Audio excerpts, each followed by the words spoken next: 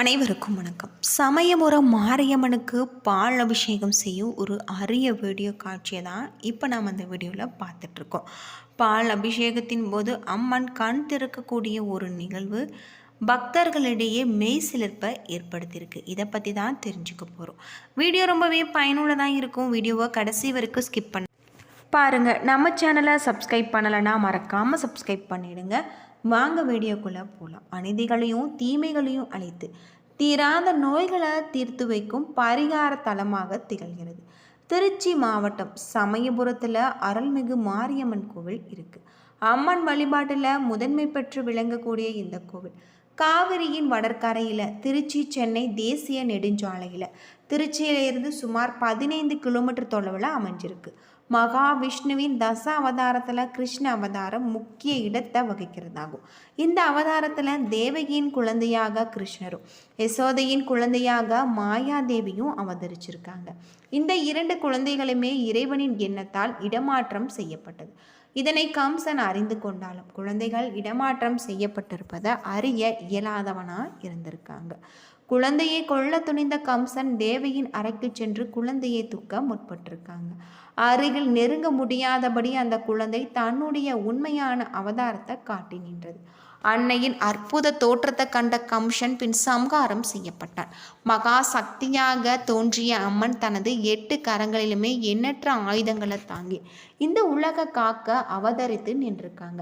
இந்த தேவியே மகமாரி என்னும் மாரியம்மனாக கண் கண்ட தெய்வமாக மக்களால் சமயபுரம் மாரியம்மனாக பூஜிக்கப்பட்டு வராங்க. ஸ்ரீரங்கம் அரங்கநாத சுவாமி திருக்கோவிலில் இருந்து அம்மனுடைய திருமேனி உக்ரம் மிகுந்து இருந்தமையினால அங்கிருந்த சுவாமிகள் அம்மனின் திருவுருவத்தை மற்றொரு இடத்திற்கு மாற்ற ஏற்பாடு செஞ்சிருக்காங்க.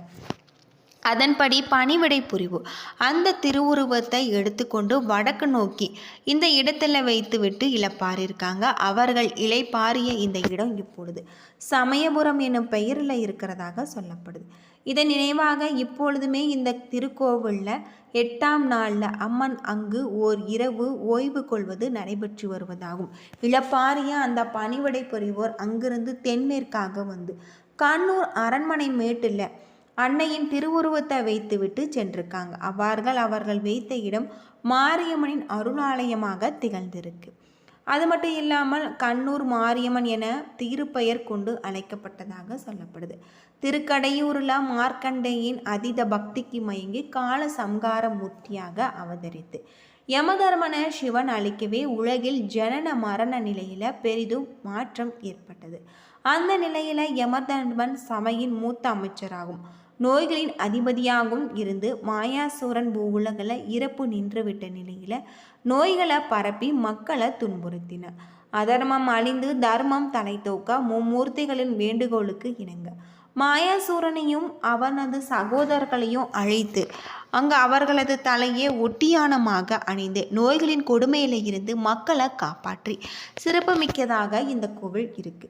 இன்றுமே கருவறையில் உள்ள அம்மனின் வலது பொற்கமல திருப்பாதம் மாயாசூரனின் தலைமேல் எழுந்திருப்பதை நாம் காணலாம். மேலும் இங்கிருந்து தீராத நோய்களை தீர்க்கும் சிறந்த ஒரு பரிகார தலமாக விளங்கி வருது. அது மட்டும் இல்லாமல் ஆகம சிற்ப வாஸ்து சாஸ்திரங்களுக்கு ஏற்ப அருள்மிகு மாரியம்மன் திருக்கோவில் அமைஞ்சிருக்கு. செழிப்பையும் வளர்த்தையும் உணர்த்துவதாக சொல்லப்படுது. கோவில் முகப்புல இருக்கக்கூடிய நீண்ட பெருமண்டபம் பார்வதி கல்யாண மண்டபம் என அழைக்கப்படுது. 3 திருச்சுற்றுகளை கொண்ட இந்த கோவிலில் கிழக்கில் இருந்த சந்நிதி திருவிழா அருள்மிகு விநாயகர் திருக்கோவிலும் தெற்குல அருள்மிகு முருகன் திருக்கோவிலும் அமைஞ்சிருக்கு. விநாயகர் கோவில் சிறப்பு மிக்கதாக சொல்லப்படுது. கோவிலின் மேற்கு பகுதியில் ராஜகோபால சுவாமி பிரதிஷ்டை செய்யப்பட்டிருப்பதை மற்றொரு சிறப்பாக சொல்லப்படுது. இந்த கோவிலில் 2ஆம் திருச்சுற்றுகளுக்கு அருள்மிகு விநாயகர் சன்னதி நவராத்திரி மண்டபம் அது மட்டும் இல்லாமல் அபிஷேக மண்டபம் அம்மன் சன்னதியும் யாகசாலை தங்கரத மண்டபம் உள்ளிட்டவை அடங்கியிருக்கு. 2ஆம் திருச்சுற்று முடிவடைந்த பின்னர் உள்ளே சென்றால் நாம் மாவிளக்கு மண்டபத்தை காணலாம். கருவறைக்கு செல்லக்கூடிய வாயிலின் இருபுறமும் துவார சக்திகளின் சுதை உருவத்தை நம்மால் காணலாம். வலதுபுறம் அருள்மிகு கருப்பண்ண சுவாமியின் சன்னதி இருக்கு. கருவறைக்கும் மாவிளக்கு மண்டபத்துக்கும் இடைப்பட்ட பகுதிகள் மகா மண்டபம் மற்றும் அர்த்த மண்டபம் என்றழைக்கப்படுவதாக சொல்லப்படுது. கருவறையின் சுற்றுப்பிரகாரம் காணப்படுகிறது. இந்த பிரகாரத்தில் விமானத்தின் அதிர்ஷ்டான பகுதியில் தொட்டி போன்று அமைக்கப்பட்டு அதில் நீர் நிரப்பப்படுகிறது. அம்பாள் கருவறையில் குளிர்ச்சியாக இருப்பதற்காக, உக்கிரத்தை தணிப்பதற்காக இத்தகைய முறை மேற்கொள்ளப்பட்டிருக்கு. கருவறையின் இடதுபுறம் உற்சவ அம்மனின் சன்னதி இருக்கு. திருமேனிக்கு நாள்தோறுமே சிறப்பான அபிஷேகம் செய்யப்பட்டு வராங்க. சமயபுரம் அருகில் இருக்கக்கூடிய அருள்மிகு செல்லாண்டியம்மன் திருக்கோவிலுக்குரிய திருமேனிக்கும் இங்கு நாள்தோறும் அபிஷேகம் செய்யப்படுவதாக சொல்லப்படுது.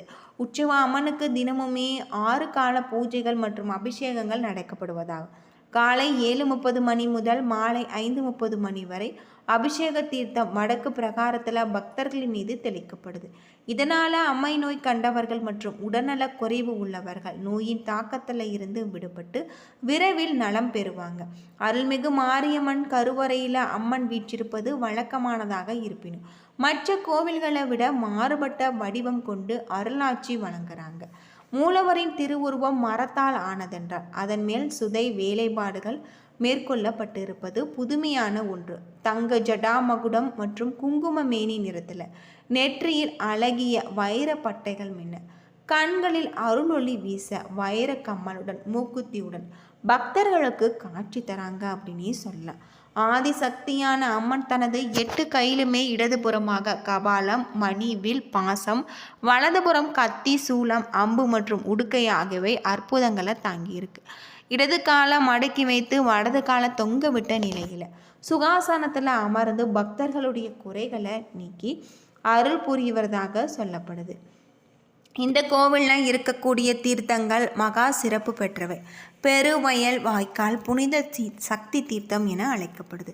திருக்கோவிலில் வடக்கே திருச்சி சென்னை நெடுஞ்சாலையில் சமயபுரத்தில் இடதுபுறக்கும் மகமாகி தீர்த்தமும், திருக்கோவிலில் வடமேற்குள்ள வாய்வு மூலையில் சர்வேஸ்வரன் தீர்த்தமும், அருள்மிகு மாரியம்மன் திருக்கோவில் ஆனந்தவள்ளி உடனுரை தீர்த்தமும் அமைஞ்சிருக்கிறதாக சொல்லப்படுது. விழாக்களை பொறுத்தவரை தைப்பூச திருவிழா, பூச்செறிதல், சித்திரை பெருந்திருவிழா, புரட்டாசியில் நவராத்திரி திருவிழா பல்வேறு சிறப்புகளை கொண்டிருக்கக்கூடிய வகையில் சொல்லப்பட்டிருக்கு. அது மட்டும் இல்லாமல் இந்த கோவில் பல்வேறு சிறப்புகளை கொண்டிருக்கக்கூடிய வகையில் சொல்லப்பட்டிருக்கு. இங்கே அம்மனை வழிபடுவதன் மூலம் நம்முடைய வாழ்க்கையில் இருக்கக்கூடிய அனைத்து விதமான பிரச்சனைகளும் தீரும் அப்படின்னே சொல்லலாம். அதிக அளவில் பக்தர்கள் அம்மனை வேண்டி வழிபட்டு செல்வதாக சொல்லப்படுது. இந்த கோவிலை பொறுத்தவரை இங்கு சிறப்பான விசேஷங்கள் நடைபெறுவதாகவும் சொல்லப்படுது. அது மட்டும் இல்லாமல் இங்கு அம்மனுக்கு பூச்செறிதல் நடைபெறும். மகிஷாசுரனை வதம் செய்து பாவம் தீர்க்க, தன்னுடைய கோபம் அடங்கவும் தவம் செய்து பச்சை பட்டினி விரதம் இருந்து சாந்த சொரூபிணியாக மாரியம்மன் என திருப்பெயர் கொண்டு மக்களுக்கு காட்சி தராங்க. இங்கு அம்மனுக்கு பச்சை பட்டினி விரதம் மேற்கொள்ளப்படும். 28 நாளுமே நெய்வேத்தியம் கிடையாது. கரும்புச்சாறு, இளநீர், துள்ளு மாவு போன்றவை மட்டுமே படைக்கப்படும். பூச்செறிதல் விழா நடைபெறும் நாட்களில் ஞாயிற்றுக்கிழமையில் பல்வேறு பகுதிகளில் இருந்து அலங்கரிக்கப்பட்ட வாகனத்தில் பூக்கள் கொண்டு அம்மனுக்காக அங்கே அலங்காரம் செய்வது இன்னும் சிறப்புக்குரிய ஒன்றாக இருக்குது அப்படின்னே சொல்லலாம். அது மட்டும் இல்லாமல் இந்த கோவிலுக்கு வரக்கூடிய பக்தர்கள் தங்களுடைய வாழ்க்கையில் இருக்கக்கூடிய அனைத்து விதமான பாவங்களும் தீரும் அப்படின்னும் சொல்லப்படுது. இங்கு ஊர்வலமாக மாரியம்மனுக்கு பூக்களை சார்த்தி வழிபாடு செய்கிறாங்க. பங்குனி மாத ஞாயிற்றுக்கிழமைகளில் சித்திரை தேர் திருவிழாவுக்கான கொடியேற்றமும் இங்கு நடைபெறுவதாக சொல்லப்படுது. சிவனிடமிருந்து உள்ள சர்வ சக்திகளை பெற்று படைத்தல், காத்தல், அழித்தல், அது மட்டும் இல்லாமல் அருள் பாலித்தல் என 5 தொழில்களை இங்கு சித்திரை பெருந்திருவிழா நாட்களில் அம்மன் அருள் புரிந்து வருவதாக சொல்கிறாங்க. என்ன நண்பர்களே, இந்த வீடியோ உங்களுக்கு பயனுள்ள ஒரு தகவலை தந்திருக்கும்னு நினைக்கிறேன். வீடியோ பிடிச்சிருந்தா லைக் பண்ணுங்கள், ஷேர் பண்ணுங்கள், கமெண்ட் பண்ணுங்கள். இது போல் தகவலை தெரிஞ்சுக்க நம்ம சேனலை மறக்காமல் சப்ஸ்கிரைப் பண்ணிடுங்க. நன்றி நண்பர்களே.